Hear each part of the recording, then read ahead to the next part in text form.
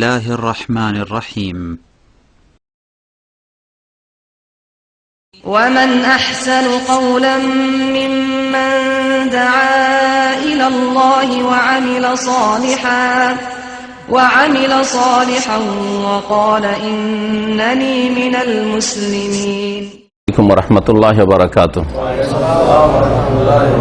إن الحمد لله نحمده ونستعينه ونستغفره ونعوذ بالله من شرور أنفسنا ومن سيئات أعمالنا من يهده الله فلا مضل له ومن يضلل فلا هادي له وأشهد أن لا إله إلا الله وحده لا شريك له وأشهد أن محمدا عبده ورسوله صلى الله تعالى عليه وعلى آله وصحبه وسلم تسليما كثيرا. أما بعد فإن خير الحديث كتاب الله وخير الهدي هدي محمد صلى الله عليه وسلم وشر الأمور محدثاتها وكل محدثة بدعة وكل بدعة ضلالة وكل ضلالة في النار. أعوذ بالله من الشيطان الرجيم. بسم الله الرحمن الرحيم. اقرأ باسم ربك الذي خلق الإنسان من علق اقرأ وربك الأكرم الذي علم بالقلم علم الإنسان ما لم يعلم. وقال المؤلف رحمه الله تعالى بسم الله الرحمن الرحيم. اعلم رحمك الله أنه يجب علينا تعلم أربع مسائل. الأولى العلم وهو معرفة الله ومعرفة نبيه ومعرفة دين الإسلام بالأدلة. الثانية العمل به. الثالثة الدعوة إليه. الرابعة الصبر على الأذى فيه. والدليل قوله تعالى والعصر إن الإنسان لفي خسر إلا الذين آمنوا وعملوا الصالحات وتواصوا بالحق وتواصوا بالصبر. আল্লাহ পাক রব্বুল আলামিনের যাবতীয় প্রশংসা যে আল্লাহ পাক রব্বুল আলামিন আমাদের সৃষ্টি করেছেন এবং আমাদেরকে জ্ঞান দান করেছেন।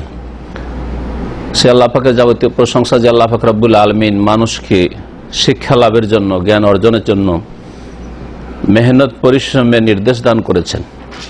পাঠ করতে বলেছেন, ভালো কথা শুনতে বলেছেন, কলমের ব্যবহার করতে বলেছেন, যাতে করে মানুষ জ্ঞানী হতে পারে। মানব জাতির উপর প্রথম ফরজ হচ্ছে শিক্ষা লাভ করা, জ্ঞান অর্জন করা। এবং সর্বপ্রথম যে শিক্ষা ফরজ তা হচ্ছে সৃষ্টিকর্তা সম্পর্কে, রব সম্পর্কে, আল্লাহ পাক রব্বুল আলামিন যিনি আমাকে আপনাকে সৃষ্টি করেছে তার সম্পর্কে জ্ঞান অর্জন করা, এটি হচ্ছে সবচেয়ে বড় ফরজ। আর তারপরে আল্লাহ পাক রব্বুল আলামিনকে জানার জন্য যেসব বিষয়গুলি জানা আবশ্যক সেগুলি সম্পর্কে জানা। আল্লাহকে জানার জন্য আল্লাহর দিন জানা ফরজ। আল্লাহকে পুরোপুরি জানার জন্য আল্লাহ পাকের রাসূল সাল্লাল্লাহু আলাইহি সাল্লাম সম্পর্কে জ্ঞান অর্জন করা ফরজ। এ হচ্ছে তিনটি মূলনীতি। এই তিনটি মূলনীতিকে সামনে রেখেই আমাদের সামনে যে কিতাবের আলোচনা শুরু হতে যাচ্ছে সেই কিতাবের নাম হচ্ছে সালাসাতুল উসুল বা আল উসুলুস সালাসা। সালাসাতুল উসুল মানে তিনটি মূলনীতি। আসল মানে হচ্ছে নীতি বা মূল, আর ওর বহুবচন হচ্ছে উসুল। আর সালাসা মানে হচ্ছে তিনটি মূলনীতি। আল উসুলুস সালাসা কেউ কেউ কিতাবটির নাম বলেছেন, তাহলে মৌসুফ এবং সিফাত তিনটি মূলনীতি। ওয়াদিল্লাতুহা এবং তার দলিল প্রমাণ বা প্রমাণপঞ্জি। এই তিনটি মূলনীতির দলিল প্রমাণ মানে বিনা দলিলে কথা নয়। কোন কোন দলিলের ভিত্তিতে এই তিনটি মূলনীতিকে মূলনীতি বলে আখ্যায়িত করলেন এবং এই তিনটি মূলনীতি সম্পর্কে সর্বপ্রথম জানা ফরজ মানুষের জন্য। আর যারা এই কিতাবের নাম সালাসাতুল উসুল বলেছেন তারা সিফাতকে মৌসুফের দিকে ইজাফত করেছেন। আর এটা হয় অনেক সময়। আসলে ছিল আল উসুল আর সালাসা তিনটি মূলনীতি, কিন্তু সালাসাতুল উসুল মোজাফ মোজাফেলে হয়েছে। ইজাফাতুস সিফাতে ইলাল মৌসুফ, সিফাতের ইজাফত মৌসুফের আরবি গ্রামারে হয়ে থাকে। তিনটি মূলনীতি একই অর্থে। এই কিতাবের ছোট্ট একটি কিতাব, কিন্তু অর্থের দিক থেকে, ইলমের দিক থেকে অত্যন্ত ব্যাপক অর্থপূর্ণ কিতাব, বড় গুরুত্বপূর্ণ কিতাব। এই কিতাবটার আসল যে মূল কিতাব সেটা একটা ছোট্ট একটি কিতাব। যিনি আসল কিতাবটি কখনো ছোট্ট আকারে এনে হয়তো আপনাদের দেখা, খুব ছোট্ট কিতাব রয়েছে, পকেটে ওই রকম কয়েকটা কিতাব রাখা যাবে। কিন্তু এর ব্যাখ্যা বিশ্লেষণ যদি করা যায় তখন বুঝতে পারবেন যে কত গুরুত্বপূর্ণ বিষয় আপনার জীবনে, যেগুলি জানা জরুরি, আর অনেক কিছুই আমরা জানি না। এই কিতাবের লেখক হচ্ছেন শেখুল ইসলাম, যার উপাধি, নাম মোহাম্মদ, পিতার নাম আব্দুল ওয়াহাব, দাদার নাম সুলাইমান বিন আলী বিন মোহাম্মদ বিন আহমদ বিন রাশেদ বিন বুরাইদ বিন মোহাম্মদ বিন মুশরেফ বিন আমর বিন বানি তামিম। তামিম গোত্রের, আরবদের একটি প্রসিদ্ধ গোত্র হচ্ছে তামিম গোত্র। যেই গোত্রের লোকেরা নবী করিম সাল্লাল্লাহু আলাইহি ওয়াসাল্লামের জীবদ্দশায় ইসলাম গ্রহণ করেছিল, অর্থাৎ এই লেখকের পূর্বপুরুষরা নবী সাল্লাল্লাহু আলাইহি ওয়াসাল্লামের হাতে তাঁর জীবদ্দশায় মুসলিম হয়েছিলেন, ইসলাম গ্রহণ করেছিলেন। এদের আসল এলাকা নজদ এলাকা ছিল, অর্থাৎ আল কাসিম থেকে শুরু করে রিয়াজ, এইসব এলাকাগুলি হলো এদের আসল পূর্বপুরুষদের এলাকা 1400 বছর আগে। তারপরে এখন বিভিন্ন শহরে আর বিভিন্ন অঞ্চলে ছড়িয়ে ছিটিয়ে গেছে।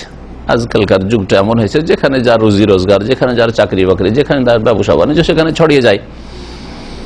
এরকমই আমাদের আপনাদের পূর্বপুরুষদের ক্ষেত্রে এরকমই দেখবেন যে আগের যুগে ঘর গৃহস্থী শুধু ছিল, ছাগল বকরির পাল ছিল আমাদের পূর্বপুরুষদের, গরুর পাল ছিল, আর জমি জায়গা সম্পত্তি ছিল। সুতরাং একই এলাকাতে এক বংশ বাস করত, ছড়িয়ে ছিটিয়ে খুব কম ছিল। কিন্তু এখন কোথায় কোথায় সারা পৃথিবীতে ছড়িয়ে গেছে। এখন নিজের বংশের মায়ের পেটের ভাই অথবা বোন বা চাচাতো ভাই কোথায় আমেরিকায় বাস করে, আরেকজন অস্ট্রেলিয়া বাস করে, আরেকজন জাপানে বাস করে। রুজি রোজগার সুখের জীবনের জন্য দুনিয়ায় ছড়িয়ে পড়েছে। ঠিক ওই রকমই হয়েছে, বিশেষ করে আরবের বিভিন্ন শহরে বা এলাকায় ছড়িয়ে ছিটিয়ে আছে। কিন্তু আসল এলাকা যেটা বললাম, তো তার নাম হচ্ছে কি বললাম, মোহাম্মদ বিন আব্দুল ওয়াহাব বিন সুলাইমান আত-তামিমি, তামিম গোত্রের। তার নাম হচ্ছে মোহাম্মদ, পিতার নাম আব্দুল ওয়াহাব। আব্দুল ওয়াহাব মানে ওয়াহাবের বান্দা, ওয়াহাবের বান্দা। আর ওয়াহাব মানে মহান দাতা, যিনি হেবা করা মানে দান করা, মহান দাতার বান্দা। আল্লাহ রাব্বুল আলামিন 99টি নামের একটি নাম হচ্ছে কি, আল ওয়াহাব। ইন্নাকা আনতাল ওয়াহাব। কোন দোয়াতে আছে, মনে আছে দোয়াটি? শেষখানে আছে,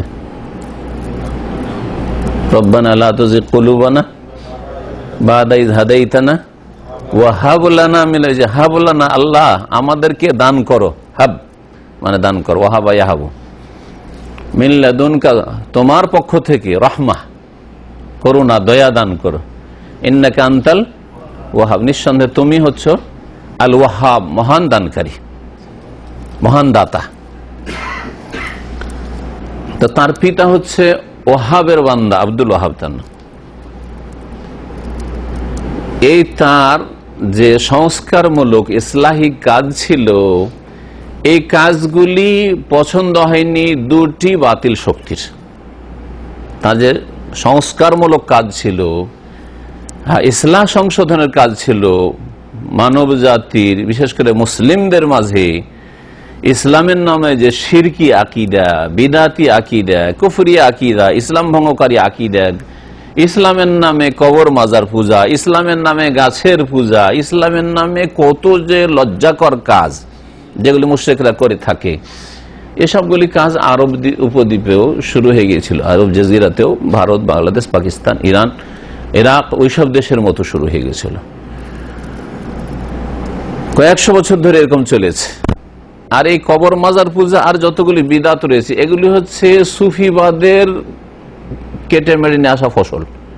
সুফিবাদ হচ্ছে জমির আপনার যে শস্য, যেই জমিতে বপন করেছে, মুসলিম সমাজে বপন করেছে বিদাতপন্থীরা, আর এই যে বপন করা হয়েছে, বীজ ছিটানো হয়েছে সুফিবাদের, এই বীজ ছিটালে যে ফসলটা বাড়িতে কেটে মেরে নিয়ে আসে, ওইটা হচ্ছে কবর মাজার পূজা, আর মিলাদ, আর যত রকমের বিদাতি আকিদা আমল, এগুলি।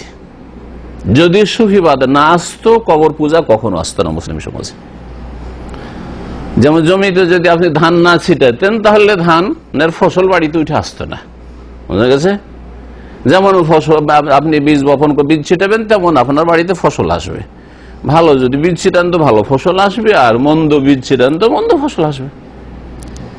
আপনি গরু ছাগলের খাবারে যদি বীজ ছিটান আর আশা করেন যে না আমি মানুষের খাদ্য চাউল চাই, তো চাউল আসবে কি? চাল আসবে না। মেলাগুলি আছে এরকম যেগুলি ঘাস গরু ছাগলে খায়, উঁটে খায়। এই দেশে যেমন বারসিম আছে, আমার দেশে আছে বলেন এরকম কিছু, হ্যাঁ ধনচা, হ্যাঁ ধনচা, তার আর কিছু ভুট্টা তো মানুষও খায়, আরো কিছু, হ্যাঁ সুতা, আর এইরকম অনেক আছে। আমরা ছোটকালে দেখতাম অনেক গরিবরা হয়তো পেটের দায়ে আর ক্ষুধার কারণে খেত সেগুলি, কিন্তু সেগুলি হচ্ছে আসলে সেই ঘাসগুলি হচ্ছে সেগুলি হচ্ছে গরু ছাগলের খাবার। তো গরু ছাগলের খাবারের বীজ ছিটিয়ে আপনি তো আর ভালো ভালো বাসমতি চাউলের আশা করতে পারেন না। জি, তো ওইরকম হয়েছে সুফিবাদের বীজ ছিটিয়ে আর ওখান থেকে আপনি বাসমতি ইসলামের আর তৌহিদ আর সুন্নতের কি আশা করবেন? হ্যাঁ, শিরক বিদআতের ফসল বাড়িতে কেটে নিয়ে এসছে, মুসলিম সমাজে কবর মাজার পূজা ছড়িয়েছে। তো যখন এইরকম সংশোধনমূলক কাজ কোথাও শুরু হয় তখন কিছু দুশ্মন পয়দা হয়। নবী রাসূলগণ যখন সংশোধন করা শুরু করেছেন তখন দুশ্মন পয়দা হয়েছে, না হয় নাই? ওয়াকাযালিকা জাআলনা লিকুল্লি নবিয়্যিন আদুওয়ান শায়াতিনাল ইনসি ওয়াল জিন্নি। আল্লাহ বলছেন এইভাবেই ওয়াকাযালিকা জাআলনা লিকুল্লি নবিয়্যিন, প্রত্যেক নবীর যখন নবীর শত্রু হয়েছে তো নবীর যারা অনুসারী তাদের শত্রু স্বাভাবিক হবে। আমি শত্রু পয়দা করেছি, জাআলনা লিকুল্লি নবিয়্যিন আদুওয়ান শায়াতিনাল ইনসি ওয়াল জিন, মানুষ শয়তান এবং জিন শয়তানদের মধ্য থেকে। এই শত্রুগুলো মানুষ শয়তানের মধ্য থেকে হবে আর জিন শয়তানের মধ্য থেকে, যাদেরকে দেখি না কিন্তু তারা কুমন্ত্রণা দিয়ে পাপের দিকে নিয়ে যাচ্ছে, শিরক বিদআতের দিকে নিয়ে যাচ্ছে, এরা হবে। ইউহি বাযুহুম ইলা বাযিন যুখরুফাল কওলি গুরুরা, এরা একে অপরকে চাকচিক্যময় কথা দিয়ে প্রতারিত করে থাকে, হককে বাতিল সাব্যস্ত করে থাকে আর বাতিলকে শিরককে আর বিদআতকে ইসলাম সাব্যস্ত করে থাকে। ওয়ালাউ শাআ রাব্বুকা মা ফাআলু, আল্লাহ যদি জবরদস্তি চাইতেন এগুলোকে না হইতে দিতে তো তারা করতে পারতো না, কিন্তু আল্লাহ রাব্বুল আলামিন মানুষকে এই কর্মক্ষেত্রে স্বাধীন ছেড়েছেন যে কে ওহীর জ্ঞান অর্জন করে ওহী মোতাবেক ইসলাম পালন করছো আর কে খেয়াল খুশি ধর্মকর্ম করছো, কে রাসূলুল্লাহ সাল্লাল্লাহু আলাইহি ওয়াসাল্লামের অনুসরণের পাবন্দি করছো আর কে মুরব্বীরাকে রসুলের মতো অন্ধ ভাবে অনুসরণ করে রসুল বানিয়ে ফেলেছে। যেমন রসুলের কথা অন্ধভাবে মানতে হয় সেভাবে তাদের কথা মানছো, স্বাধীনভাবে আল্লাহ পাক ছেড়েছেন। তো এই দুইটি বাতিল শক্তি এই ইসলাহ সংশোধনকে বরদাস্ত করতে পারলো না। একটি ঘরের দুশ্মন, একটি পরের দুশ্মন, বাইরের দুশ্মন। ঘরের দুশ্মন হচ্ছে যতগুলি সুফিদের এই পীরতন্ত্রের তরিকতলারা আছে, বিদআতপন্থীরা, মাজার পূজারীরা, আর যতগুলি এদের মধ্যে যতগুলি তরিকতলারা হইতে পারে, যতগুলি পীর মুরিদের ব্যবসাওয়ালারা আছে, তাদের যেহেতু ব্যবসায় আঘাত, আয় উপার্জনে আঘাত, হ্যাঁ, তাদের যে অন্ধভক্ত হয়েছে, তারা নজরানি আসছে আর এইসব যে আয় ইনকাম সেগুলি বন্ধ হইতে যাচ্ছে। শত্রু হলে এটা হচ্ছে ঘরের শত্রু, মানে মুসলিম নামের, কিন্তু এরা শিরক বিদআতি আকীদা, সমস্ত কবর মাজার পুরা আকীদা। হিন্দুরা দুর্গা পূজা করে, এরা দুর্গা পূজা করে। হিন্দুরা সাধু সন্ন্যাসীদের কাছে, ব্রাহ্মণদের কাছে যায়, ব্রাহ্মণ ছাড়া তাদের পুজো পাঠ হয় না, আর এদের পীর ছাড়া কোনো ধর্মকর্ম হয় না। এরা শত্রুতা শুরু করলো। যখন এই সংশোধনমূলক কাজই এক আল্লাহর ইবাদত করতে হবে, এক রসুলের তরিকায় চলতে হবে, মূল নীতি ছিল তার এটা, এক আল্লাহর জন্য ইবাদতকে করতে হবে খাস, আর একমাত্র রসুলের তরিকায় ইসলাম পালন করতে হবে, অন্য কোনো তরিকা চলবে না, তরিকা একটা মাত্র। এটি হচ্ছে শাইখুল ইসলাম আহমদ আব্দুল্লাহ রহমতুল্লাহ আলাইহির এই আরব দেশে আজকে থেকে ২৫০ বছর আগে তার দাওয়াতের মূল কথা। কোরআন সুন্নাহর দিকে ফিরে আসতে হবে, ওই রকম মুসলিম হইতে হবে যেরকম মুসলিম সাহাবায়ে কেরাম ছিলেন, ওই ইসলামের দিকে ফিরে যেতে হবে যে ইসলামের উপর রাসূলুল্লাহ সাল্লাল্লাহু আলাইহি ওয়াসাল্লাম সাহাবায়ে কেরামদেরকে ছেড়ে গেছেন। এটি ছিল তার দাওয়াত। কত সুন্দর কথা ছিল, কোনো দোষের কথা ছিল না, কিন্তু যখন আঘাত লাগলো পার্থিব স্বার্থে তাদের, তখন তারা মরিয়া হয়ে উঠলো দুশ্মনী করার জন্য। নাম দিল মোহাম্মদ আব্দুল্লাহ রহমতুল্লাহ আলাইহি এবং তার অনুসারীদের যে এরা ওয়াহাবি। নাম কি দিল? ওয়াহাবি। এ একটা ঘরের দুশ্মন, আর পরের দুশ্মন, বাইরের দুশ্মন হচ্ছে ব্রিটিশ। সারা পৃথিবী দখল করে ফেলেছে। আল্লাহ পাক শুধু মক্কা মদিনা হিজাজটাকে পাক রেখেছে, মক্কা মদিনায় ঢুকতে পারেনি।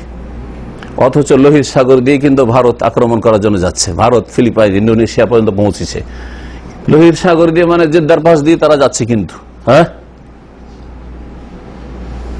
কিন্তু আল্লাহ পাক তাদের অন্তরকে ফিরিয়ে রেখেছে যেইভাবে হোক না কেন। হয়তো এই কারণে যে মক্কার মদিনা সব পাহাড়ি এলাকা, পাহাড় দিয়ে ঘেরা, এইসব এলাকায় ঢুকলে ফিরে আসতে পারবো না, মার খেয়ে যাব। এটা হইতে পারে আল্লাহ ভীতি সঞ্চারিত করেছে তাদের অন্তরে, কুফরি শক্তি খ্রিস্টানদের, যার ফলে ইংরেজরা ঢুকেনি মক্কা মদিনা, নাপাক করতে পারেনি। ভারতে ঢুকেছে ইস্ট ইন্ডিয়া কোম্পানি, কলকাতায় গিয়ে ঢুকেছে, আর সারা ভারত দখল করেছে। সারা দুনিয়াতে তাদের আধিপত্য কায়েম হয়েছে, কিন্তু মক্কা মদিনায় ঢুকার স্বপ্ন দেখেনি। আল্লাহ এইভাবে কাফেরদের অন্তরে ভীতি সঞ্চার করে থাকে। নসিরতু বির-রু'বি মাসিরাতা শাহরিন। নবী করিম সাল্লাল্লাহু আলাইহি ওয়াসাল্লামের একটি বৈশিষ্ট্য ছিল যে আমাকে 1 মাসের দূরত্ব থেকে কি করা হয়েছে, কাফের ইসলামের দুশমনদের অন্তরে ভীতি সঞ্চার করে সাহায্য করা হয়েছে। 1 মাসের দূরে আছে কাফের, তারপরে ভয় লাগছে। রাসূলুল্লাহ সাল্লাল্লাহু আলাইহি ওয়াসাল্লামকে বলে, আর তার সত্যিকার অনুসারীদেরকে বলে, তার সত্যিকার অনুসারী হইতে হবে। কিন্তু এই ভয়টা কাফেরদের অন্তরে আছে। খাঁটি ইসলাম পালন করেন, দূর থেকে ভয় পাবেন।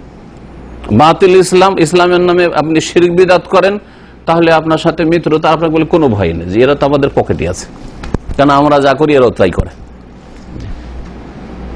আমাদের সাথে এদের সাথে কোনো পার্থক্য নেই, শুধু নামের পার্থক্য আছে। এরা মোরাকাবা করে, আমরা ধ্যান করি, পার্থক্য তো নেই, একই কথা। ধ্যান মানে মোরাকাবা, মোরাকাবা মানে ধ্যান।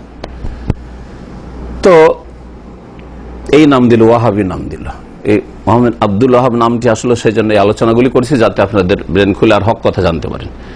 ব্রিটিশ দুশমন বললো যে হ্যাঁ ঠিক আছে, এরা ওয়াহাবি। ওয়াহাবি এই নামটা আরো দিয়ে ওয়াহাবিদের বিরুদ্ধে, যাদেরকে তারা ওয়াহাবি বলছে, তাদের বিরুদ্ধে সোচ্চার কেন হইল?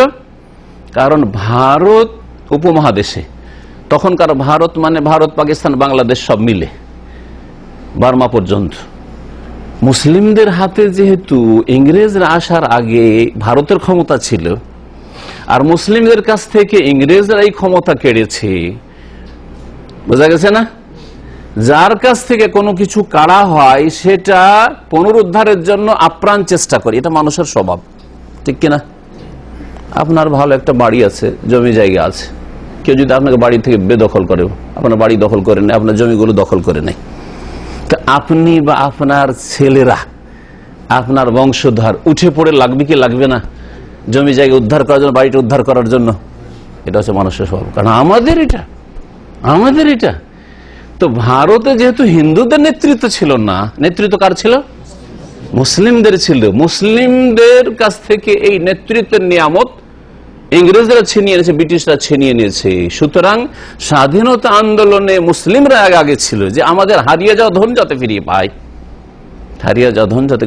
পায়, এই জন্য স্বাধীনতা আন্দোলনের ইতিহাসকে বিকৃত করা হয়েছে ভারতে যে ইতিহাস পড়ানো হয়, এতে হিন্দুদের নামগুলিকে একবারে বড় বড় করে হাইলাইট করা হয়েছে আর উল্লেখ করা হয়েছে, আর মুসলিমদের 2-1 জনের নাম সামান্য রাখা হয়েছে।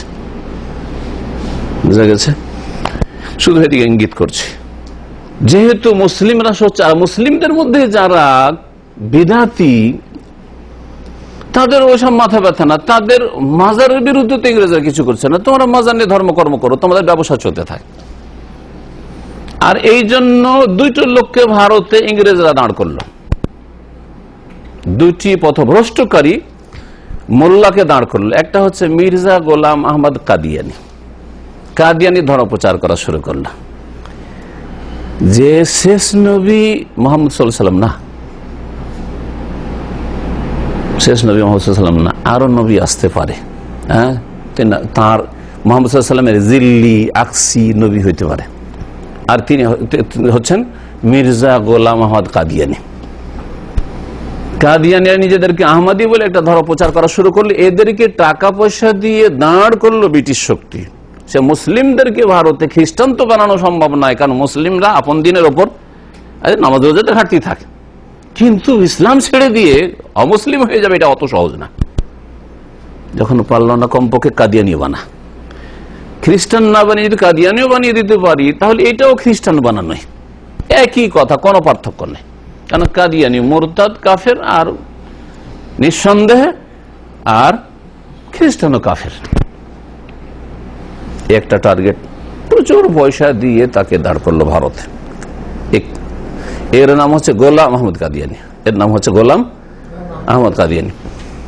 দ্বিতীয় ব্যক্তিকে দাঁড় করলো, তার নাম হচ্ছে আহমদ রেজা খান বেরেলভি। বেরেলি শহরের, উত্তরপ্রদেশ ভারতের বেরেলি শহর একটি আছে, সেখানকার আহমদ রেজা খান, ওর নাম আহমদ রেজা খান বেরেলভি। একে দাঁড় করলো।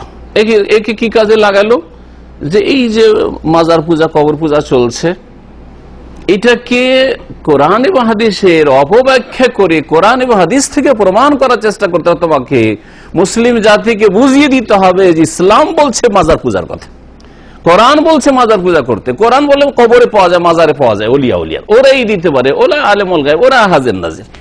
এই সমস্ত শিরকি কুফরি আকীদার প্রচার প্রসার করলো এই আহমদ রেজা খানকে দিয়ে, যাতে করে এইগুলি নিয়ে ব্যস্ত থাকে আর এরা আমাদের খেদমত করে। আর এরাকে আর একটা কথা শিখিয়ে দিল যে দেখো, আমাদের বিরুদ্ধে যে ভারতে যে আন্দোলন রয়েছে, স্বাধীনতা আন্দোলন, আর স্বাধীনতা আন্দোলন শুরু করেছেন দুইজন ব্যক্তিত্ব। একজন হচ্ছেন আলেমে দিন, ভালো মুজাদ্দিদ সংস্কারক মোহাম্মদ আব্দুল্লাহ রহমতুল্লাহ আলাইহি, তিনি হচ্ছেন শাহ ইসমাইল শহীদ দেহলভী রহমতুল্লাহ আলাইহি, শাহ ওলিউল্লাহ মুহাদ্দিস দেহলভীর নাতি, ছেলের ঘর নাতি। আর আরেকজন হচ্ছেন সৈয়দ আহমদ বেরেলভী, তিনি ছিলেন জেহাদের আমির সৈয়দ আহমদ বেরেলভী। আর শাহ ইসমাইল শহীদ আলেমদিন হওয়ার সাথে তিনি ছিলেন প্রধান সেনাপতি, সিপাহসালার এই জেহাদের। জেহাদ সেই যুগে শিখেরা মুসলিমদের বড় জুলম অত্যাচার করত। শিখদের যে জুলম অত্যাচার মুসলিমদের ওপর, মুসলিম নারীদের ওপর, মুসলিম শিশুদের ওপর জুলম অত্যাচার চরম পর্যায়ে পৌঁছে গেছিল। আর এই শিখদের সাপোর্ট করত এই ব্রিটিশ সরকার। তাদের বিরুদ্ধে জেহাদ করতে গিয়ে কয়েক বছর ইসলামিক স্টেটও কায়েম করেছিলেন কি বলছে এই দুইজন যে মুজাদ্দিদ, সংস্কারক। আর তারপরে তারা শাহাদাত বরণ করেন 1831 সম্ভবত। যারা ইংরেজদের বিরুদ্ধে ভারত উপমহাদেশে তৌহিদ সুন্নতের কাজ শুরু করেছিল, কবর মাজার পূজা, শিরক, তৌহিদের প্রচার প্রসার, ওদেরকে ইংরেজরা নাম দিল ওয়াহাবি। আরব দেশে মোহাম্মদ আব্দুল ওয়াহাবের অনুসারী, এদেরকে ওয়াহাবি, কারণ এরাও কবর মাজার পূজা করতে কঠোরভাবে নিষেধ করে এবং কবর মাজার পূজাকে উৎখাত করছে, পীর পূজা উৎখাত করছে, ব্যক্তি পূজা, অন্ধত্ব উৎখাত করছে। ভারতে শাহ ইসমাইল শহীদ রহমতুল্লাহ আলাইহি, উনি একটি তাকওয়াতুল ঈমান, তৌহিদের উপর। আর শেখ মোহাম্মদ আব্দুল্লাহ রহমতুল্লাহ কিতাব লিখলেন কিতাবুত তৌহিদ। দুইটি কিতাবের বিষয়বস্তু একই, তৌহিদ মানুষকে জানানো আর শিরক থেকে সতর্ক করা। ভারতে যে কিতাবটি লেখা আছে, ভারতে যে শিরকগুলি চলতো, যে ধরনের, সেগুলি থেকে সতর্কীকরণের জন্য ওই রকম ভাবে ওই পরিবেশে লেখা হয়েছে। এখানে যেই পরিবেশে তিনি লিখেছেন, সেই পরিবেশের অনুপাতে তিনি লিখেছেন। কিন্তু কাছাকাছি সময় এই দুটি তৌহিদ সুন্নতের দাওয়াত যেহেতু শুরু হয়, সুতরাং ইংরেজদের দুশ্মন ভারতে, ব্রিটিশদের দুশ্মন ভারতে যে সহিহ আকীদার উলামায়ে কেরামরা ছিল বা তাদের অনুসারীরা, তাদের নাম দিল ওয়াহাবি, আহলে হাদিসদের নাম তারা ওয়াহাবি দিয়ে দিল। আর এখানকার যে সহিহ দাওয়াত হচ্ছিল তাদের নাম দিল ওয়াহাবি। ওখানে কোন ভারতে কোনো আব্দুল ওয়াহাব বা ওয়াহাব এই সব কিছু ছিল না, কিন্তু এই নামটা কোথা থেকে, আরবের নামটা ওখানে গিয়ে ভারতে ফিট করে দিল। ভারতের ওরা ওয়াহাবি আর আরবের এরা ওয়াহাবি, বুঝলেন এবারে? এই নামটি ইংরেজদের তোহফা, ইংরেজরা দিয়েছে আর সাদরে গ্রহণ করেছে এই নামটি কবর মাজার পূজারীরা, বেরেলভীরা, পীরপন্থীরা। আর এরা এই নামটি দিয়েছে যারাই শিরকের বিরুদ্ধে বলবে, যারাই বলবে কবর মাজার পূজার বিরুদ্ধে, যারাই বলবে পীরতন্ত্রের বিরুদ্ধে, তাদেরকে ওয়াহাবি বলা। এ হচ্ছে ওয়াহাবির খোলাসা, ওয়াহাবি নামের খোলাসা। কিন্তু কাজ তারা কি করেছেন?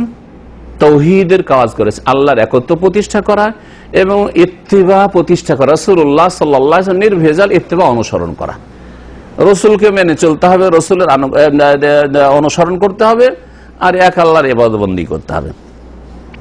আচ্ছা, নাম যখন দিলেন, কার নামকে কেন্দ্র করে? সংস্কারকের নাম কি? মোহাম্মদ। সংস্কারের নাম কি? মোহাম্মদ। তাহলে যদি ওর নাম দিয়ে নাম দিতে হয় তাহলে মোহাম্মদই বলতো, হ্যাঁ মোহাম্মদই বলতো। কিন্তু মোহাম্মদই বললে দেখলে আরে মোহাম্মদই বললে তো প্রশংসা হয়ে যাবে, তাহলে মোহাম্মদ সাল্লাল্লাহু আলাইহি ওয়াসাল্লামের দিকে সম্পৃক্ত হয়ে যাবে, বুঝলেন না? ইংরেজরা চালাকি করতে গেল আর কবর মাজার করে চালাকি করতে গেল যে মোহাম্মদই নাম দিব না এদেরকে, কারণ মোহাম্মদই যদি নাম দিই তাহলে তো মোহাম্মদ সাল্লাল্লাহু আলাইহি ওয়াসাল্লামের সাথে সম্পৃক্ত হয়ে যাবে। ওটা চাই না আমরা, যে নবীর সাথে সম্পৃক্ত হোক। তো এই জন্য মোহাম্মদী নাম দিলেন। অথচ যুক্তিসঙ্গত ছিল যে যদি নামই দিতে হয়, প্রথম কথা এইসব নাম তারা পছন্দ করেন না, আর তারা এইসব নাম ব্যবহার করেননি। তারা বলেছেন আমরা কোরআন সুন্নাহর দাওয়াত দিচ্ছি, সালাফে সালেহিনের তরিকে দাওয়াত দিচ্ছি। সালাফের দিকে দাওয়াত দিলে সালাফি বলতে পারেন, আর কোরআন হাদিসের দাওয়াত দিলে আহলুল হাদিস, আসহাবুল হাদিস বলতে পারেন, অথবা নাই বলতে পারেন, কোনো নামের প্রয়োজন নাই। কিন্তু আমাদের দাওয়াত হচ্ছে নবী সাল্লাল্লাহু আলাইহি ওয়াসাল্লামের জামানায় যেমন ছিল ওহির দিকে ডাকা, ওহির দিকে ডাকা। ওহি হচ্ছে কোরআন আর হাদিস, দলিলবিহীন চলবো না, দলিলবিহীন কোনো কথা মানবো না, পালন করব না। এটি ছিল দাওয়াত। কি নাম দিল তারা? ওয়াহাবি। ওয়াহাবি নাম কোত্থেকে নিল? যিনি সংস্কারক ইমাম মুহাম্মদ, তার বাপের নামের শেষ অংশ আছে আল ওয়াহাব, বোঝা গেছে? আব্দুল ওয়াহাব, আল ওয়াহাবের বান্দা। ওই ওয়াহাব থেকে নিয়ে নাম দিল কি, যে এরা রে সাবধান সাবধান, এদের থেকে এরা হচ্ছে ওয়াহাবি। ইংরেজি বলছে সাবধান সাবধান, এরা হচ্ছে ওয়াহাবি। ওয়াহাবি গুলো ধর, অ্যারেস্ট কর, আর কালা পানিতে পাঠা, রেঙ্গুনে পাঠা, এদেরকে সাজা দে। আর কবর মাজার সাবধান সাবধান, ওয়াহাবি, ওয়াহাবিদের মাহফিলে যেও না, ওয়াহাবিদের কথা শুনিও না, সৌদি আরবে যাচ্ছ রিয়ালের জন্য খবরদার ওয়াহাবিদের কথা শুনিও না, হজুমরে যাচ্ছ ওয়াহাবিদের কথা শুনিও না। নাম দিল কি? সহিহ আকীদার ভাইদের, সহিহ আকীদার মুসলিমদের কি নাম দিল? ওয়াহাবি। তো ওয়াহাব যদি আল্লাহর নাম হয় তো ওয়াহাবি মানে কি হয়? মোহাম্মদ যদি রসুলের নাম হয় তো মোহাম্মদী মানে মোহাম্মদ ওয়ালা, বোঝা গেছে? যেমন একটা ডিস্ট্রিক্টের নাম বলে, যেখানে আপনার বাড়ি, কোনখানে বাড়ি? কুমিল্লা, তো কুমিল্লাবি, কুমিল্লার লোক কুমিল্লাবি, ঠিক আছে? ঢাকার লোক ঢাকাবি, ঠিক আছে? তো তার মানে কি? মানে আপনি ঢাকাওয়ালা, ঢাকা রহনেওয়ালা, ঢাকার বাসিন্দা, আপনি কুমিল্লার বাসিন্দা, ঠিক না? তো মোহাম্মদী মানে মোহাম্মদওয়ালা। ওই নাম তো দিতে রাজি হলো না, নাম দিল কি? ওয়াহাবি। তো ওয়াহাব যদি আল্লাহর নাম মহান দাতা হয় তো ওয়াহাবি মানে কি? আল্লাহওয়ালা। ওয়াহাবওয়ালা মানে কি? আল্লাহওয়ালা। হলো না? হলো না? যেমন রব মানে আল্লাহ, তো কারণ নাম যদি রব্বানি বলেন তো কি? আল্লাহ আল্লাহ। এই জন্য বলে এ আলেমে রব্বানি। আলেমে রব্বানি মানে আল্লাহ আল্লাহ আলেম। আচ্ছা, হক্কানি বলে কি বলেন আমাদের? হক্কানি আলেম। হক হচ্ছে আল্লাহর নাম, 99টি নামের মধ্যে একটা নাম কি? হক। তো হক্কানি আলেম মানে কি? আল্লাহ আল্লাহ আলেম। এবার বুঝতে পেরেছেন? তাহলে ওয়াহাবি মানে কি দাঁড়াইলো? আল্লাহওয়ালা মানুষ। যারা আল্লাহওয়ালা মুসলিম তাদের নাম কি? ওয়াহাবি। তো ইসলামের ঘরের শত্রু আর বাইরের শত্রুরা একটা মন্দ নাম দিতে চেয়েছিল, কিন্তু আল্লাহ তাদের চক্রান্তের ওপর কৌশল করেন, তাই ভালো নাম আল্লাহ চয়েস করেছেন। কি? ওয়াহাবি মানে আল্লাহওয়ালা। আল্লাহওয়ালা কারা? যারা কোরআন এবং হাদিসের দিকে ডাকে। আল্লাহওয়ালা কারা? যারা বিনা দলিলে বিনা ওয়াহির কথায় চলতে চায় না। আল্লাহওয়ালা কারা? যারা রাসূলুল্লাহ সাল্লাল্লাহু আলাইহি ওয়াসাল্লামের সত্যিকার অনুসারী, তারা আল্লাহওয়ালা। বুঝতে পেরেছেন এবারে? জি। এই আব্দুল ওয়াহাব নাম থেকে আপনাদেরকে এখন শিখিয়ে দিলাম যে ওয়াহাবি নাম আসলো কোত্থেকে। জি, তার জন্ম হয়েছে ওয়াইনা শহরে 1115 হিজরিতে। ভালো করে শুনে রাখেন। ওয়াইনা একটি ছোট্ট শহর, এক যুগে গ্রাম ছিল, যেটা এখন রিয়াদের একটা অংশ হয়েছে। রিয়াজ বড় ছোট্ট একটা ছিল, একটা মহল্লার মতো ছিল। বিশাল রিয়াজ এখন এই দিক থেকে ওই দিকে 100 কিলোমিটার। রিয়াজের এক পার থেকে আর এক পার যদি যান তো 100 কিলোমিটার, এই দিক থেকে ওই দিকে যান 100 কিলোমিটারের বেশি। এইদিকে 100, এদিকে 100, এত বড় শহর হয়েছে। তো রিয়াজের আশেপাশে কয়েকটা ছোট ছোট শহর ছিল। একটা ছিল ওয়াইনা, যেখানে মোহাম্মদ আব্দুল্লাহ রহমতুল্লাহ আলাইহির জন্ম। আর একটি জায়গার নাম হচ্ছে দেরইয়া, যেখানে মোহাম্মদ আব্দুল্লাহ রহমতুল্লাহ দাওয়াতের ফলন হয়ে থাকে। দাওয়াতের সমর্থক তিনি পান আলে সৌদকে, বর্তমান যে শাসক বংশ, রয়্যাল ফ্যামিলির, তাদের পূর্বপুরুষ ইমাম মোহাম্মদ বিন সৌদ রহমতুল্লাহ আলাইহির সাহায্য সহযোগিতা পান এই দের ইয়া শহরে। তখন দের ইয়াতে শুধু নেতৃত্ব ছিল, এখন আলে সৌদের বিশাল সৌদি আরবের রাজত্ব। আর তখন তাদের রাজত্ব কত দূর পর্যন্ত ছিল জানেন?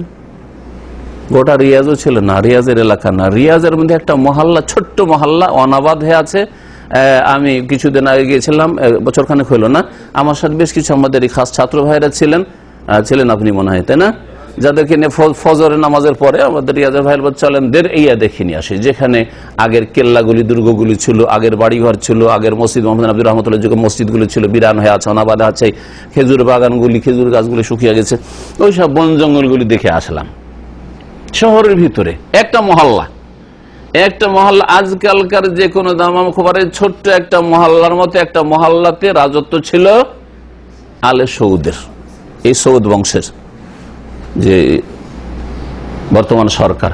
আর যখন তারা হকের সাথ দিলেন, তৌহিদের অনুসরণ করলেন, শিরকের মূলোৎপাটন করলেন, আর শাইখুল ইসলাম আব্দুল রহমতুল্লাহ আলাইহির এই সহিহ দাওয়াতের সহযোগিতা করলেন, ইন তানসুরুল্লাহ ইয়ানসুরুকুম, তোমরা আল্লাহর সাহায্য করো, আল্লাহর দ্বীনের সাহায্য করো, আল্লাহ তোমাদের সাহায্য করবেন। কত একটি শক্তিশালী দেশ সৌদি আরব, কত একটি শক্তিশালী দেশ, এবং কত পিসফুল দেশ, আর কত বেশি নিরাপত্তা এখানে রয়েছে। সারা পৃথিবী ঘুরে আসেন, তারপরে বলবেন, যারা সারা পৃথিবী ঘুরেছে, আপনি আপনার দেশও অত নিরাপদ না। ফজর নামাজে গেলে, এশার নামাজ পড়তে গেলে, অথবা আপনার ছেলে মেয়ে স্কুলে যাচ্ছে, অতটা নিরাপদ না যতটা নিরাপদ সৌদি আরবে। ঠিক কিনা ভুল বলছি? টাকা ইচ্ছা মতো পকেটে ঢুকিয়ে নিয়ে একা গাড়ি ড্রাইভিং করে সৌদি আরবে এক পার থেকে আরেক পার 2000 কিলোমিটার দিয়ে চালিয়ে চলে যান, কোনো চোর ডাকাত ছিনতাই করবে এই ভয়টা লাগে না? লাগে? কিন্তু দেশে মাগরিবের পরে বাড়ি থেকে বেরোতে ভয় লাগে। একটু অন্ধকার হয়ে যায় যদি, আর বাপ মা বেঁচে থাকে আর আপনি আসেন না, বাপ মার পেরেশানি শেষ থাকে না। ছেলের কি হলো। আমার এককালে আমি মদিনা থেকে গেছি, আর রাত্রে বেশি না 8টা থেকে 9টা হয়েছে, বাজারে দিনী ভাইরা আছে ওদেরকে নিয়ে, আমার মা পেরেশান হয়ে গেছে, কি হলো। অথচ বাস স্ট্যান্ড থেকে নেমে মাত্র 1.5 কিলোমিটার হয়তো হাঁটতে হবে। তারপর আমাদের দেশে আলেমদের একটা শ্রদ্ধা আছে, চিন্তায় হয়, অনেকের চিন্তা হয়, কিন্তু কোনদিন আলেমের চিন্তা হয় না। চিন্তায় হয় কিন্তু আলেমের চিন্তাই করতে মুসলিম চোর ডাকাতো ভয় পায়, আর হিন্দু চোর ডাকাতো ভয় পায়। কথা ভুল বলছি নাকি? জি, হিন্দুদের চিন্তায় হয়, ওই ফাসেক বেদিন বেনামাজিন। আমার গ্রামের একটা মোটরসাইকেল এক লোকের চিন্তা হলো, ওই জামানাতে এই ঘটনা। কিন্তু আমি রাতের একটু অন্ধকারে 8টা-9টার সময় যাচ্ছি বাড়িতে, পেরেশান, বাপ মা পেরেশান, যে বিদেশ থেকে এসছে, লোকজন ভাববে কত কি আছে, হয়তো আলহামদুলিল্লাহ কিছুই নেই। বরং আমার এলাকার একটা ঘটনা আছে, একজন বোখারি পড়েতেন, একজন ওস্তাদ, ডাকাতেরা রাস্তার পাশে বসে থাকতো। রাত 12টার সময় ট্রেন থেকে নেমে উনি যেতেন, মাদ্রাসায় পৌঁছিতেন। কে যাচ্ছেন? বলছে আমি অমুক আছি। বলছে মৌলানা সাহেব, আমাদের মৌলানা সাহেব আপনি যখন যাবেন আর আমরা জিজ্ঞেস করবো, আপনি বলবেন যে বড় মৌলানা আছি, আর কোনো চিন্তা নেই, রাস্তায় যদি কোনো অসুবিধা লাগে আমাদের বলে, আমরা আছি। সিকিউরিটি, চোর গুলো যেগুলো ছিনতাইকারী, সেগুলি হচ্ছে আলেমের সিকিউরিটি। এটা হচ্ছে ভারত বাংলাদেশের অবস্থা, বুঝতে পেরেছেন? তারপরেও কখনো হতে পারে দাঁড়িয়েওয়ালাদেরও ছিনতাই হয় না? এখনো হয়। আমাদের এখান থেকে এক ভাই গেছেন আব্দুল মোনেম বলে, ঢাকা শহরের ভিতরে বেবি বলেন না, বেবি অটো রিক্সা, বেবিতে সিএনজি আজকাল নতুন নাম বেবি। তো যাই হোক, এই অটো রিক্সা চেপেছে, যাওয়ার পরে এক জায়গায় নিয়ে গিয়ে কিনারে নিয়ে চলে যাচ্ছে। সব সন্ধ্যা পড়ে যাচ্ছে, কি ব্যাপার, এদিকে কাজ করে নিয়ে যাচ্ছে। ওইদিকে নিয়ে যাওয়ার পরে ওইদিকে রেডি রেখেছে, পার্টি রেডি রেখেছে, আর সে গোড়া মরিচ নিয়ে দিল, চোখে গোড়া মরিচ ছিটিয়ে, কয়েক বছর আগের ঘটনা মাত্র দিল, এই বড় বড় দাঁড়িয়ে আমাদের দিনী ভাই মাশাআল্লাহ।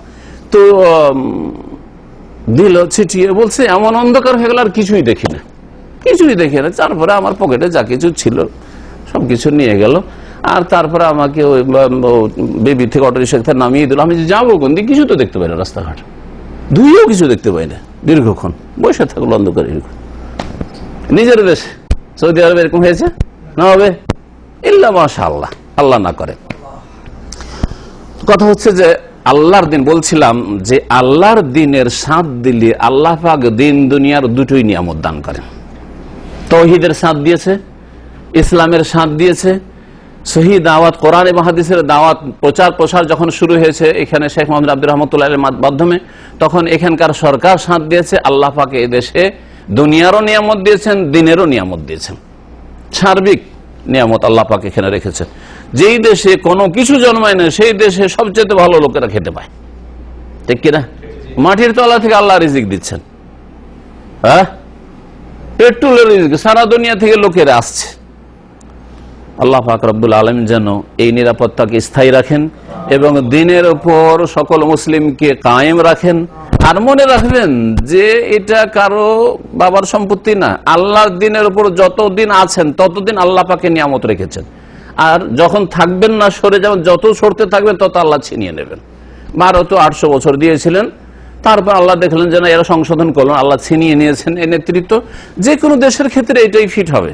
যখন আল্লাহর দিন থেকে সরে যাবে, শাসকরা, ওলামারা, সেখানকার জাতি, সেখানকার পয়সাওয়ালারা যখন আল্লাহর দিন থেকে সরে যাবে, পাপে ডুবে যাবে, শিরক বিদাতে ডুবে যাবে, ধর্মের নামে পাপ করবে শিরক বিদাতের, আর না হলে দুনিয়ার ভোগ বিলাসের হারামে ডুবে যাবে, তখন আল্লাহ নিয়ামতগুলি ছিনিয়ে নেবে। এটা হচ্ছে সুন্নাতুল্লাহ, এটা হচ্ছে আল্লাহ পাকের নীতিমালা। 1115-তে জন্ম তার ওয়াইনাতে, এমন এক পরিবারে, যেই পরিবার আগে থেকেই ইলম এবং ওলামাদের, আলেম পরিবারে এবং সম্ভ্রান্ত পরিবারে, দিনদার পরিবারে। তার পিতা আব্দুল ওয়াহাব একজন আলেম ছিলেন, তবে হাম্বলি মযহাবের একজন আলেম ছিলেন। এবং তিনি ওই সাহসী ছিলেন না যেই সাহসী হয়ে শিরক আর বিদআতের বিরুদ্ধে সোচ্চার হলেন মুসলিহ সংস্কারক ইমাম মুহাম্মদ আব্দুর রহমতুল্লাহ আলাইহ। এই জন্য বাপ সবসময় লাগাম লাগাতো ছেলেকে, যখন দাওয়াতি কাজ শুরু, সবাই লাগাম লাগাতো, না এইসব ঝামেলা কি করতে যাচ্ছিস, না এইসব করতে হবে না। তবে তিনি নাজদের অর্থাৎ কাসিম, রিয়াজ এইসব এলাকার একজন ভালো আলেম ছিলেন তার পিতা। 10 বছর বয়সে কোরআন হেফজ করেন মুহাম্মদ আব্দুর রহমতুল্লাহ আলাইহ, এবং তিনি প্রথম ফিকহ পড়েন এবং ভালো তিনি জ্ঞান লাভ করেন এবং তার স্মৃতি শক্তি খুব মজবুত ছিল। তাফসীর, হাদিস এগুলি পড়েন। ইলম হাসিল করার জন্য রাত দিন প্রচেষ্টা চালান, বেশ কিছু কিতাবগুলি মুখস্থ করেন। আর বিভিন্ন শহরে যে আলেম ওলামারা ছিল তাদের কাছ থেকে ইলম হাসিল করার জন্য বিশেষ করে নাজদ এলাকায় তিনি সফর করেন। তারপরে মক্কা সফর করেন, মক্কার আলেম ওলামাদের কাছ থেকে ইলম হাসিল করেন। মদিনা মুনাওয়ারা যান, ওখানে গিয়ে ওখানকার বেশ কিছু বড় ওলামারা তখন মদিনায় ছিল, আগেও সেই জামানায় 1115 পরে, এখন হচ্ছে কত, 1100 পরে 1200, 1300, 1400, তাহলে 1115-তে জন্ম, 1115-তে জন্ম তার। আর এখন হচ্ছে কত, 1437 হিজরি। তাহলে তার জন্মের পরে কতদিন হয়ে গেল? হ্যাঁ, 322 বছর। জি, ইন্তেকাল কখন পরে বলছি, শেষখানে। মদিনা মুনাওয়ারা গিয়ে সেখানকার বড় একজন আলেম ছিলেন আব্দুল্লাহ বিন ইব্রাহিম শাম্মারি, তার কাছে ইলম হাসিল করলেন। তারপরে তার একজন ছেলে ছিলেন যিনি ফারাইজের বড় মাহির ছিলেন, ইব্রাহিম শাম্মারি, তার কাছে ইলম হাসিল করলেন, যিনি একটি ফারাইজের কিতাবও লিখেছেন, আল আজবুল ফাইজ ফি শারহি আলফিয়াতুল ফারাইজ। আর এই যে ওস্তাদগুলি যারা ছিলেন, এই দুই ওস্তাদ, তারা পরিচয় করিয়ে দিলেন মদিনার একজন সেই জামানার বড় মুহাদ্দিস ছিলেন। তার নাম ছিল মোহাম্মদ হায়াত সিন্ধি। সিন্ধি কেন? কারণ তিনি সিন্ধু প্রদেশের লোক ছিলেন, বর্তমান পাকিস্তান, তখনকার ভারত। সিন্ধু প্রদেশের লোক ছিলেন, কিন্তু মদিনায় হিজরত করে এসে মদিনায় বসবাস করতেন। মোহাম্মদ হায়াত সিন্ধি। মোহাম্মদ হায়াত সিন্ধির কথা যখন আসলো তখন একটু শুনে রাখেন তার পরিচিতি সম্পর্কে। তিনি মদিনার একজন বড় মুহাদ্দিস, সেই জামানার, তার মতো বড় মুহাদ্দিস ওই জামানায় ছিল না, মানে 12 শতাব্দীতে, 12 শতাব্দী হিজরিতে, 1115 পরে তিনি যখন লেখাপড়ার জন্য গেলেন তখন মোহাম্মদ হায়াত সিন্ধি মদিনার বড় একজন মুহাদ্দিস।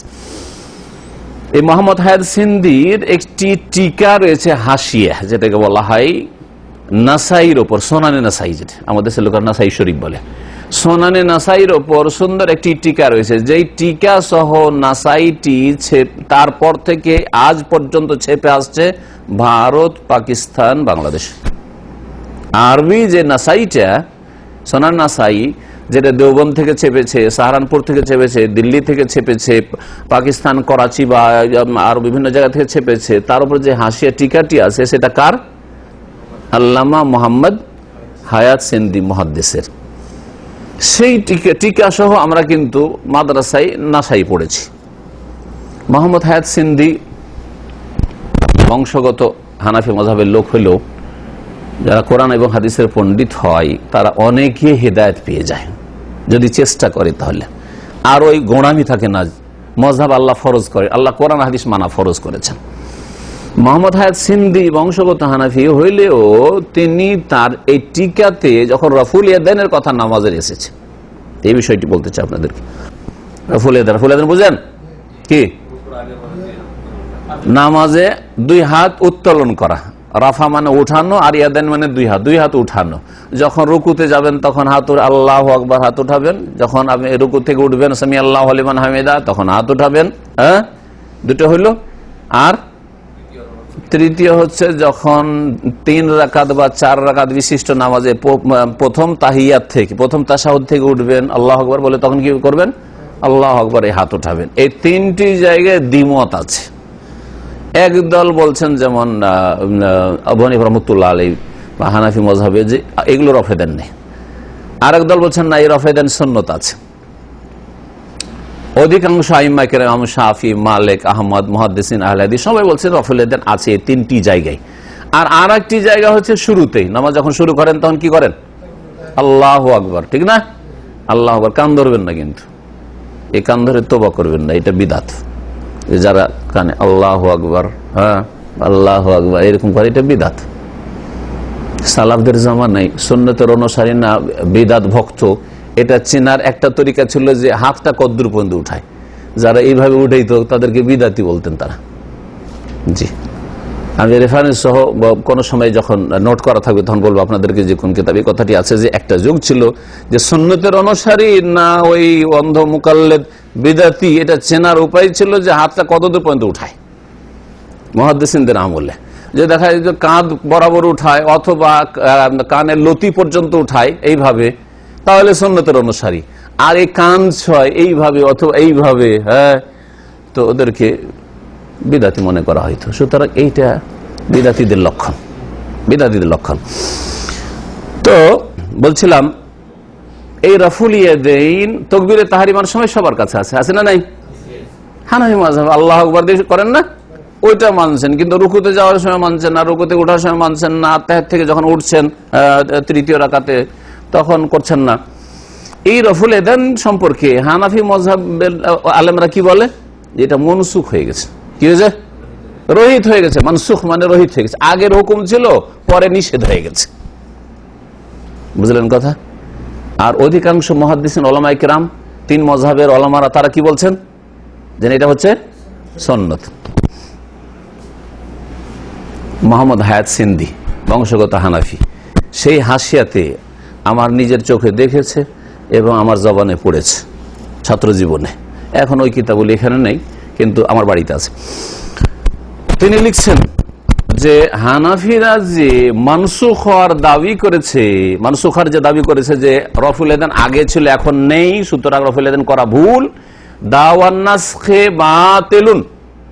উনি বলছেন কি যে মানসুখ হওয়ার দাবি করা হচ্ছে কি বাতিল। বাতিল মানে কি? যারা বলেছে যেন মনসুখ হয়ে গেছে এই কথাটি বাতিল, ভুল কথা, হক নয়। হক তাহলে কি? যে রফুল ইয়াদাইন কি আছে? অব্যাহত আছে। রফুল ইয়াদাইন এখন হাত উঠিয়ে নামাজ পড়া, রুকুতে যাবেন তখন হাত উঠানো আছে, রুকুতে উঠবেন তখন হাত উঠানো আছে, আত্তাহিয়াত থেকে যখন উঠবেন আপনি তখন হাত উঠানো আছে। তারপর কি বলছেন? ওয়া কুল্লুন সুন্নাতুন, সবটাই সুন্নাত, সবটাই সুন্নাত। নবী করিম সাল্লাল্লাহু আলাইহি ওয়াসাল্লাম অধিকাংশ সময় রফুল ইয়াদাইন করেছেন, উনি বলতে চাইছেন।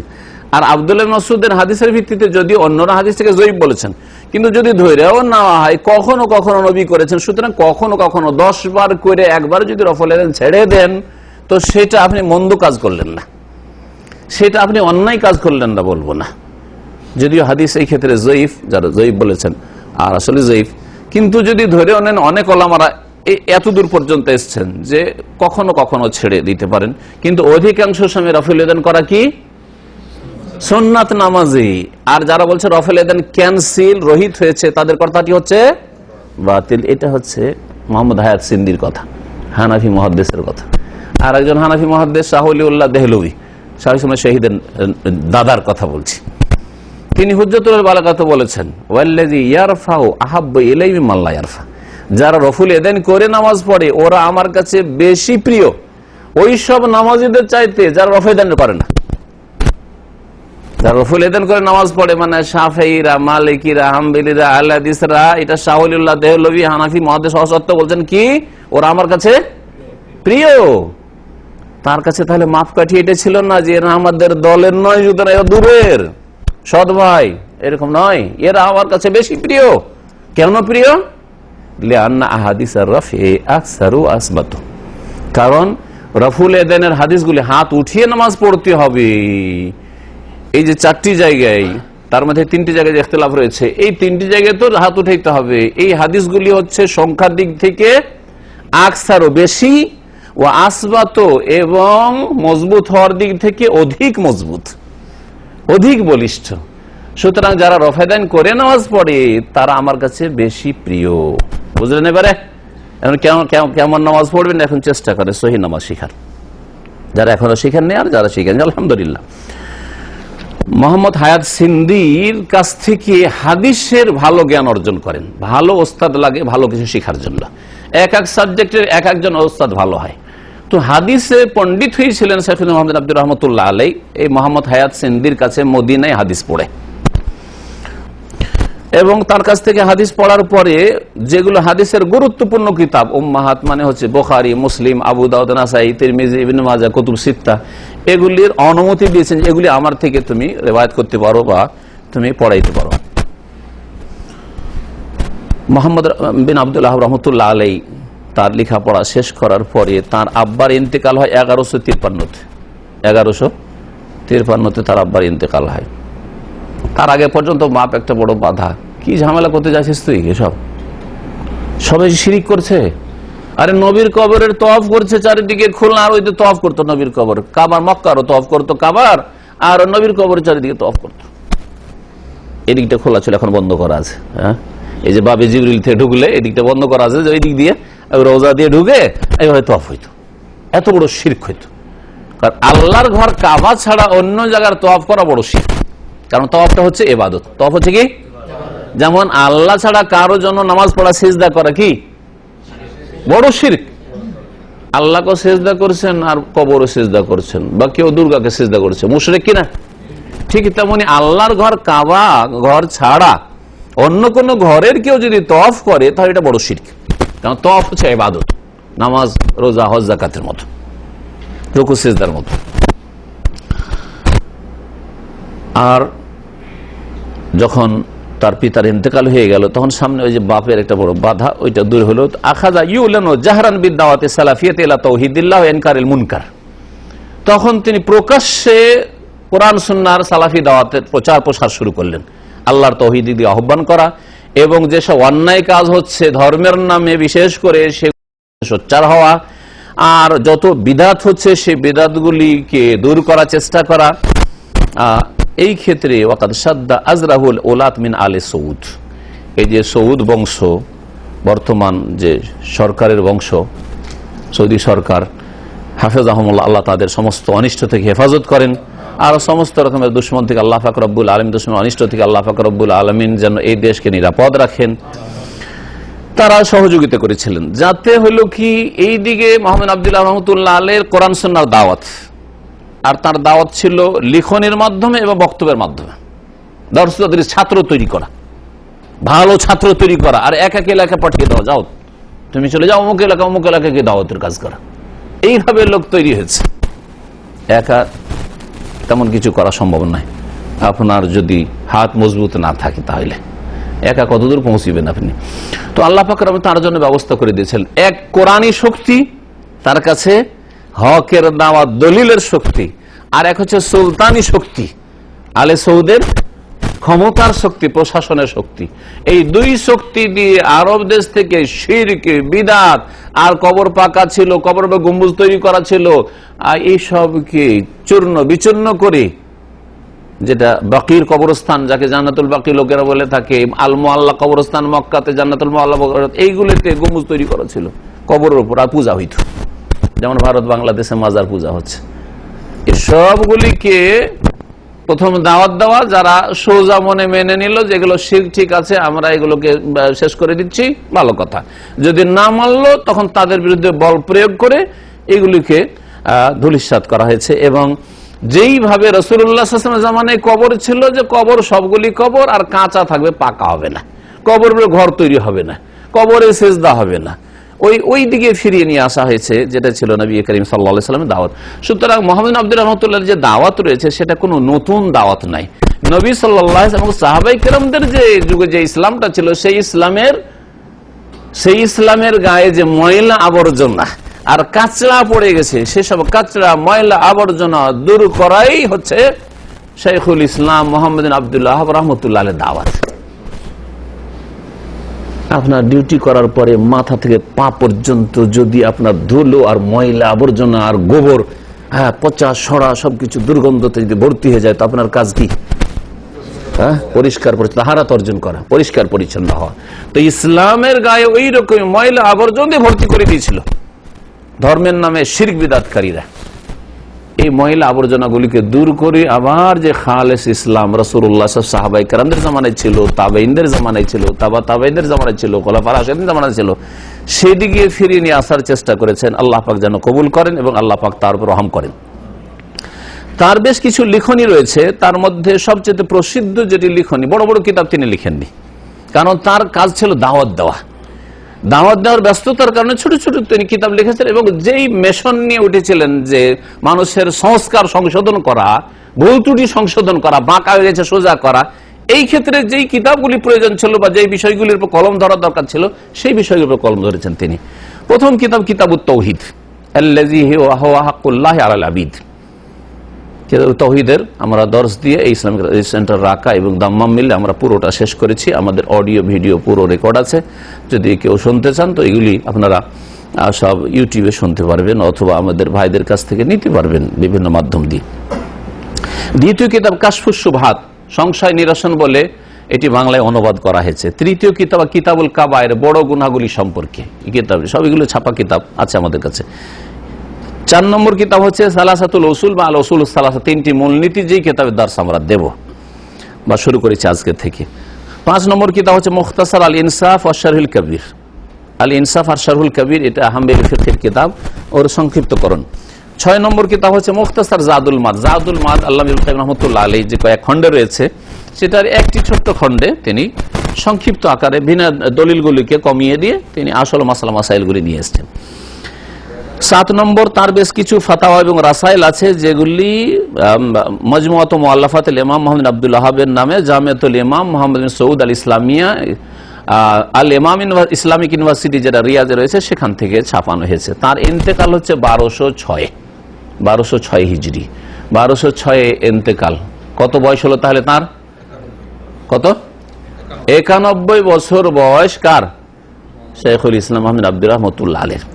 দীর্ঘ সময় আল্লাহ পাক দিয়েছেন। আল্লাহ পাক আমাদেরকে সুস্থতার সাথে ভালো হায়াত যেন দান করেন এবং আল্লাহর সন্তুষ্টির কাজে এই হায়াতকে ব্যয় করার তৌফিক দান করেন। আল্লাহ পাক যতদিন ফিতনা মুক্ত রেখেছেন ততদিন আল্লাহ পাক রব্বুল আলামিন যেন দুনিয়াতে রাখেন, আর যখন ফিতনা চারিদিক থেকে ঘেরে নিয়ে মানুষকে, তার আগে আল্লাহ পাক যেন সহি সালামত ঈমান এবং আমলের সাথে আর সার্বিক আমন আমানের সাথে নিরাপত্তার সাথে আল্লাহ পাক তার কাছে গ্রহণ করেন। 1206 তার ইন্তেকাল। 1206 থেকে শুরু করেন এখন তাহলে, আগে কত হিসাব করে? তার জন্ম থেকে 1437 পর্যন্ত কত হিসাব করেছিলেন? 322। 322 মধ্যে 91 কমিয়ে দেন, তাহলে তার ইন্তেকালের উপর কত বছর চলে গেল এটা আমি জানতে চাই। 1206 থেকে 1206 থেকে 1300, 1400, 1437 চলছে, তাহলে 231 বছর আগে শাইখুল ইসলাম মুহাম্মদ আব্দুল্লাহ রহমতুল্লাহ আলাইহি দুনিয়া থেকে বিদায় নিয়েছেন। আল্লাহ পাক তার উপর রহম করেন, আল্লাহ পাক তাকে জান্নাতুল ফিরদৌস যেন দান করেন। আর ইসলাম আর মুসলিমদের জন্য যে তিনি ইসলাহ এবং সংশোধন সংস্কারের কাজ করেছেন, আল্লাহ পাক যেন তা কবুল করেন এবং আল্লাহ পাক রব্বুল আলামিন যেন তাকে যেই পথে চালিয়েছেন সেই পথে আমাদেরকে চলে নবী করিম সাল্লাল্লাহু আলাইহি সাল্লামের নিয়ে আসা দ্বীনকে উজ্জ্বল করার তৌফিক দান করেন, সেই দিন নিজের জীবনে পালন করার তৌফিক দান করেন এবং সেই দিনের যেই দিনের উপর রাসূলুল্লাহ সাল্লাল্লাহু আলাইহি সাল্লাম ছেড়ে গেছেন সেই দিনে হকের দিকে দাওয়াত দেওয়ার তৌফিক দান করেন। আল্লাহ পাক রব্বুল আলামিন দুনিয়া আখিরাতে সার্বিক কল্যাণ আমাদের যেন দান করেন। আজকে যে কিতাবের দর্শ শুরু হবে সেই কিতাবের নাম হচ্ছে কি বললাম, সালাসাতুল উসুল বা আল উসুলুস সালাসা ওয়া আদিল্লাতুহা, তিনটি মূলনীতি এবং তার প্রমাণপঞ্জি। তা এই নাম দিয়েই বাংলায় অনুবাদ রয়েছে শেখ আব্দুল মতিন সালাফি রাহিমাহুল্লাহ, অনুবাদ রয়েছে আসল মতনটার, শুধু আসলটার। আর বাকি আমরা ইনশাআল্লাহ বিস্তারিত আলোচনা করব, এই জন্য অল্প অল্প করে আলোচনা হবে। আজকে আমাদের যে ওয়াদা ছিল 1 ঘন্টা, 1 ঘন্টারও কম এখন হয়েছে যদিও, কিন্তু 9টা পার হয়ে গেছে। এখানে আমাদের আলোচনা আজকে শেষ করছি। আর ইনশাআল্লাহ তাআলা আগামী সপ্তাহ থেকে আসল কিতাবে আমরা প্রবেশ করব। আশা করি আপনারা এইভাবে আগ্রহের সাথে আসবেন, আর ইনশাআল্লাহ তাআলা আপনাদের ফায়দা হবে। যে ফায়দাগুলি হয়তো দেশে সুযোগ পাবেন না, অথবা এরকম ক্ষেত্র পাবেন না, ব্যস্ত হয়ে যাবেন, আল্লাহ যতটুকু সুযোগ দিয়েছেন এখান থেকে উপকৃত হওয়ার চেষ্টা করেন। আল্লাহ পাক যেন আমাদের সকলের ভালো আমল কবুল করেন, ভুল ত্রুটি মাফ করেন। আল্লাহ পাক আমাদেরকে তার রহমত দিয়ে ঢেকে নেন, জান্নাতুল ফিরদৌস যেন দান করেন, বালা মুসিবত দূর করে দেন। আল্লাহ পাক আমাদের যারা রোগী অসুস্থ তাদের যেন অসুস্থতা ব্যাধি দূর করে দেন, যারা দুশ্চিন্তায় রয়েছে আল্লাহ পাক দুশ্চিন্তা যেন দূর করে দেন। আল্লাহ পাক আমাদের জান্নাতুল ফিরদৌস দান করেন। সাল্লাল্লাহু আলাইহি নবিয়িনা মুহাম্মদ ওয়া আলা আলিহি ওয়া সাহবিহি আজমাইন।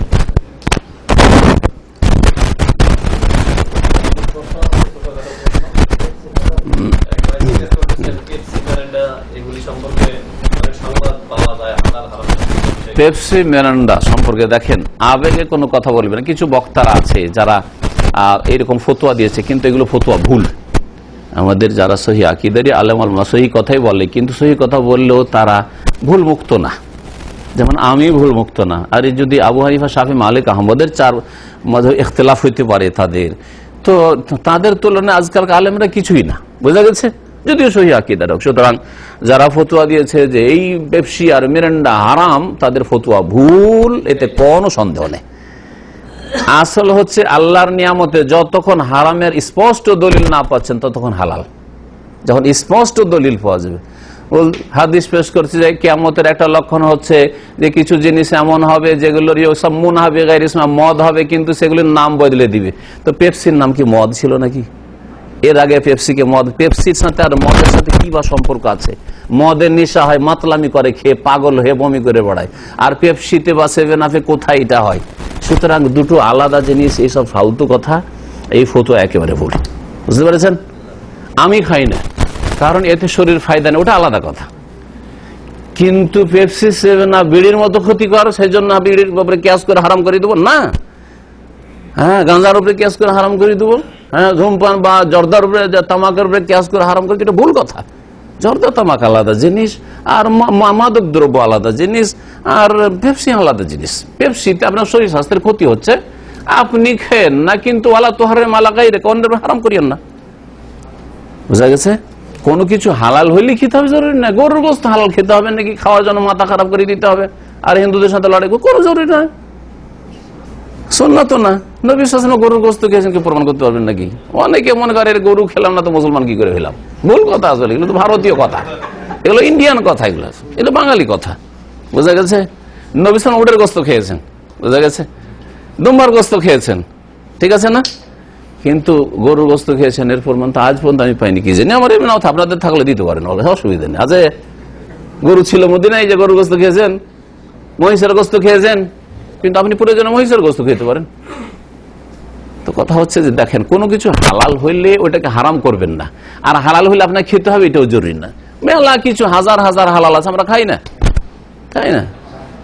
আরে খরগোশ হালাল, আমরা খাই না। সান্ডা হালাল, আরবরা খুব খায়, আমরা খাই না। আমার পাশে অনেক বাইরে খেয়েছে, আমি খাই না, তো কি খেতে হবে? হ্যাঁ, জরুরি না। জি, হ্যাঁ, কত রকমের সবজি আছে, আমার রুচি হয় না, খাই না। তবে মনে রাখবেন যে পেপসিতে কোনো লাভ নেই। পেপসির চাইতে একটু ভালো ধরেন 7 আপেও আমি ভালো ডাক্তারকে জিজ্ঞেস করে দেখছি, গ্যাসের রোগী, ভাবছি যে হজম হবে, বলছে ক্ষতি করবে, গ্যাসের রোগীর জন্য ক্ষতিকর। এগুলো কথা বলেন, কিন্তু হারাম করিয়েন না। ফালতু কথাগুলো, ফালতু কথা। যে পাউডার আসে, সেই যে পাউডারটা আছে, সেটা যদি কাফের দেশে সেটা যদি ওয়ের নাভি থেকে ব্যবহার হয়ে থাকে শুকুরের, তো এদেশে গরুর হইতে পারে। এখানকার এরা বলছে, এখানকার আলেমেরা কি একেবারে আন্ধা যে দেশের মানুষকে হারাম খাওয়াবে? এখানে শাসকরা কি একেবারে আন্ধা যে হারাম জেনে সেটা খাওয়াবে? যারা নিয়ে আসছে তারা মুসলিম না, জানে না, বুঝা গেছে? তবে অমুসলিম দেশে যদি না খানে সেটা আলাদা কথা। আমি এমনি ওই দেশেও খাই না। পেপসি আমার বাসায় কেউ যদি কোন জায়গা থেকে হয়তো পার্টিতে দিয়ে দিয়েছে, বাচ্চারা নিয়ে আসে, বাকালাতে বদলে নিয়ে আসে, পরিচিত আছে, বদলে 7 আপ নিয়ে আসে, যে পেপসি রাখো 7 আপ দাও। আব্দুল আজিজের কাজ এটা। মাঝে মাঝে যেতে চান, যা বদলে নিয়ে আসে, একে অপরকে দিয়ে বদলে নিয়ে আসে এই আর কি। যা বলবেন তাই বলেন, খারাপ আছে, ক্ষতি আছে, কিন্তু সেটা তামাকের মতো না, বোঝা গেছে, জর্দার মতো না, আর বিড়ির মতো না, আর সেটা মদের মতো না। হাদিস পেশ করেছে যে কিয়ামতের কাছাকাছিতে মদের নাম অন্য নাম দিতে, এটা মদের সাথে কোনো সম্পর্ক নেই।